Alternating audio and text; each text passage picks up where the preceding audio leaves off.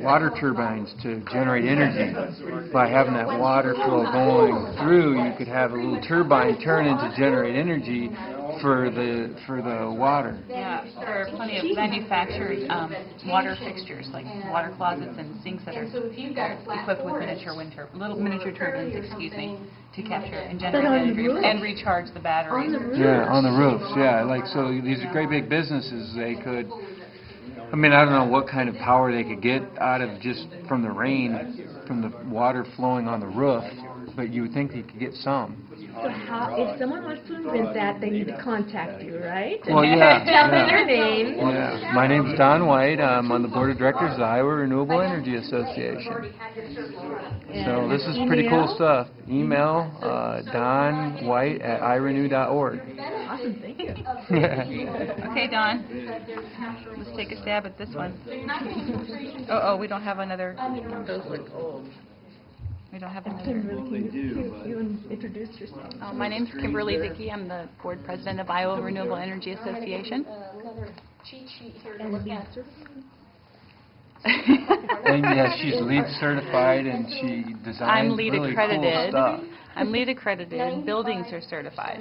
But we're doing this water mapping exercise here at the Iowa Renewable Energy Symposium, discussing where deep and shallow infiltration has been either designed or not intentionally designed in our man-made landscapes. And Don is going to start outlining where there are potential for deep well, here, infiltration.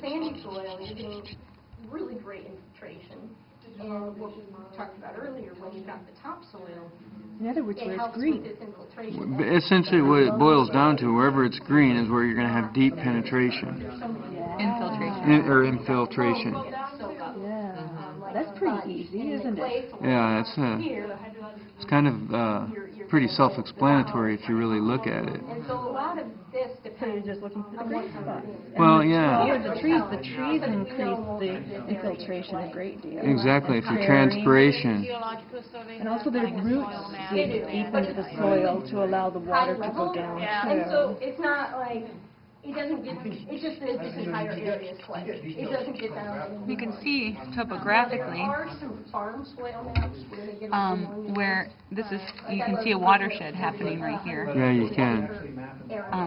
Outline that vein, if you would, so we can demonstrate that. You can see where we have exposed soil that's currently being farmed. This is clearly farm country. You can see where we have exposed soil that's being farmed, but where there is slope, natural slope and grade in the topography or in the landscape, there's small little veins of green. Very heavy or it's a drizzle. Yep, that's right, Don. So when you were talking about So this is really the big watershed right through here. where you live, will it tell the percentage of what? And the green areas are going to hold the soil Will back. retain the soil, which will be a check against erosion, which is the problem. When we have all this soil that's exposed, it erodes, obviously, with all the various patterns of weatherization, and that works to form new and different, not necessarily better watershed. And it can happen especially in areas of construction. It doesn't just happen in agriculture. That's right. It Yeah. happens in urban construction as well. Yep. The roots of the trees have a huge impact on sucking out pollutants from the water. They actually purify the water, the roots along the water. Or deeper infiltration, and anything within the blue dotted line is shallow, but most is zero. Okay. So this is the downtown area? Yeah. Yeah, so as you see, there's not a whole lot of opportunity for infiltration in your downtown area. And so let's talk a little bit about what affects, so throw out there some comments on what affects infiltration and maybe some solutions to improve infiltration. I'm sure, Kimberly, you have a whole list. I would say one, concrete. Concrete, so effects? concrete, and why does concrete affect it? Well, Direct. there's a significant amount of surface area, horizontal surface area, that prevents water from infiltrating on the the precise location that it's falling.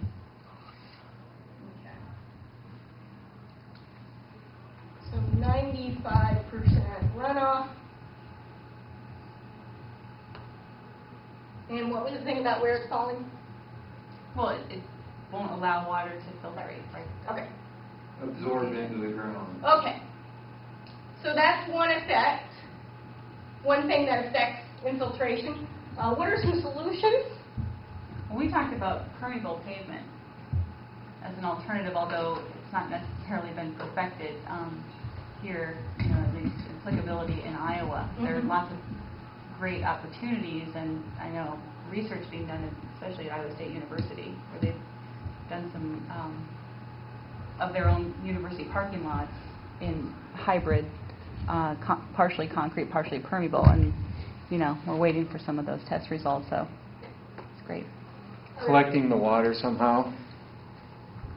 So detention? Yeah, I Even guess. from the rooftops.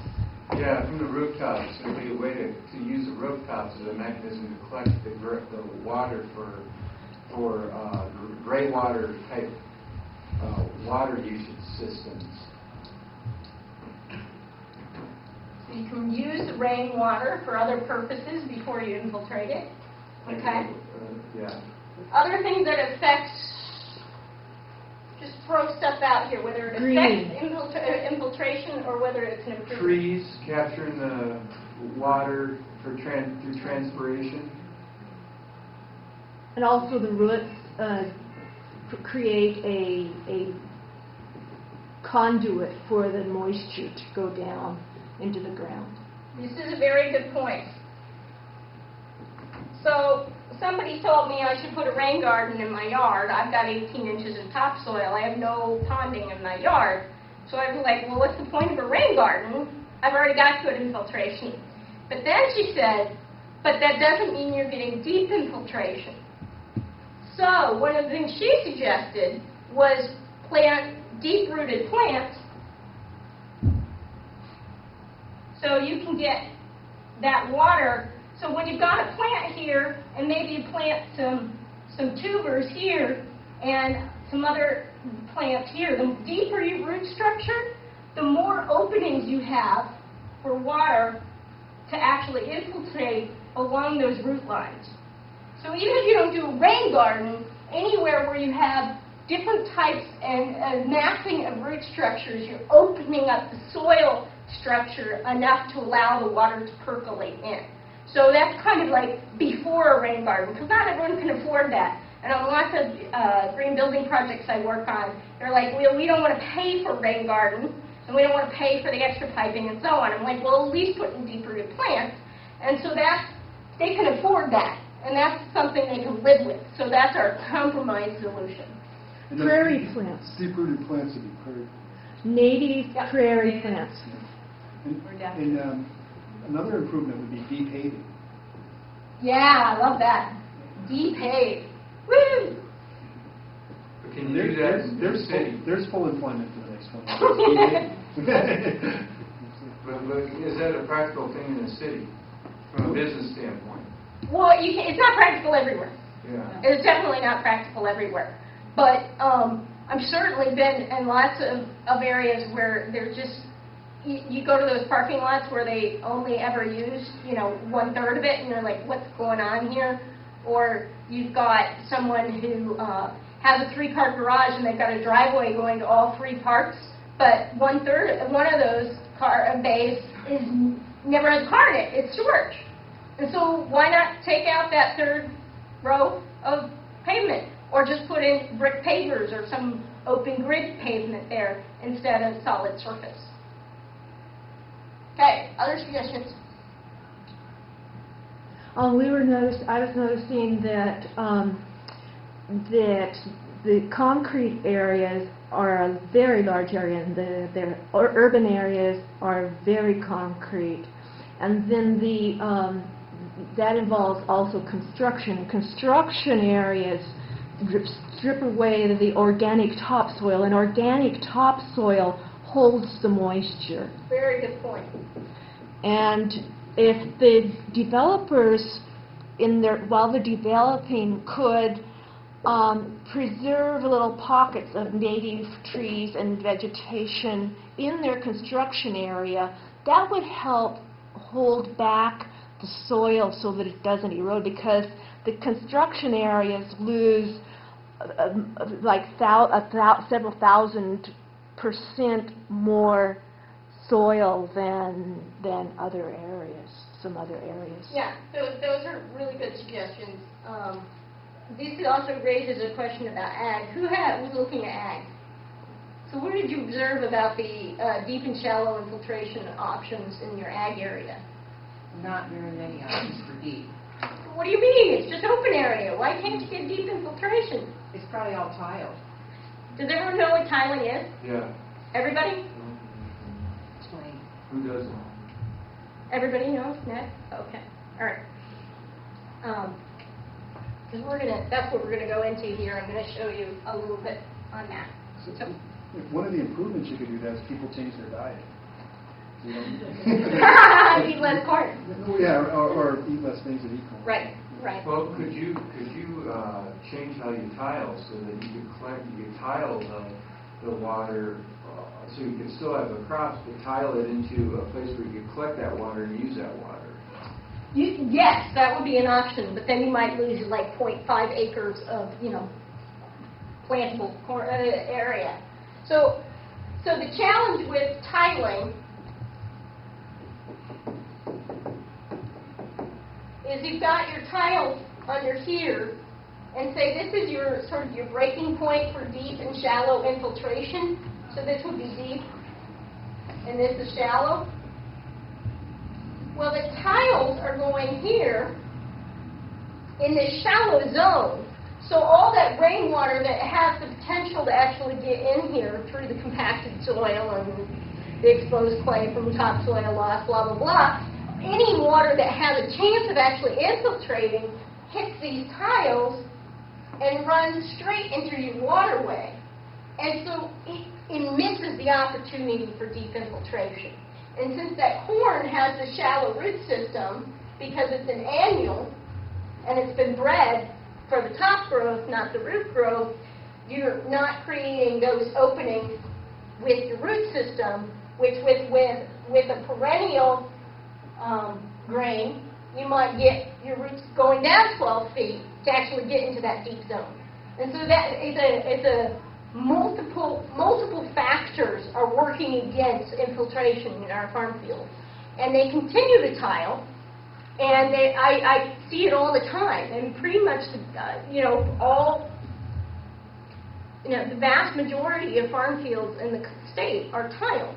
And so I'm waiting for the study to come out where they've actually looked at the influences of urban runoff and ag runoff towards increased flood events.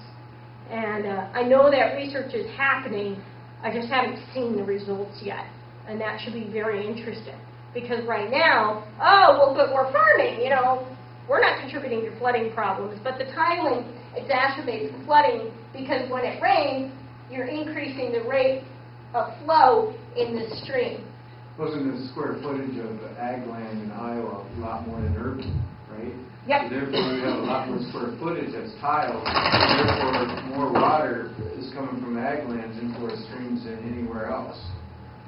Would that be an accurate statement? That is an accurate statement. So you remember that picture I showed you of this zone? This chart shows the actual land uses in this area, in that zone. So even though that zone has Cedar Rapids and Iowa City in it, even with that, when you add together your corn, soybeans, ungrazed grass, you're looking at 50, 60, 70%. Well, all right, so we're looking at 50% of the land, even in the urban area of Iowa, is still